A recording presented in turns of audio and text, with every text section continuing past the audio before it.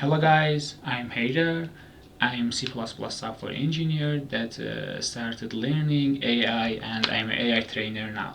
So I have created a simple module that can help you to understanding what happening on the image when you are applying some effects or convolution or torch.nn modules and other methods that you like to understand.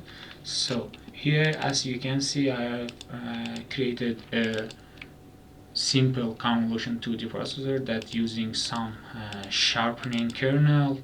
A kernel is the filter, as you know, and max pooling and batch normalization. So what's the use case of this code? As you can see, it's easy to understand what's happening on the image by the code you applying. For example, we have a padding processor. It's the simplest one. You can learn from this and using this as your template. We have a name, we implemented step names, and applying filter that should be apply 1 2 3.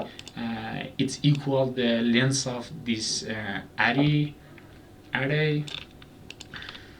As you can see, for example, this is original image, as you can see, and here grayscale, convolution, max pooling, it's downsampling, and batch normalization.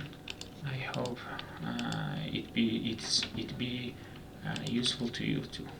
Bye.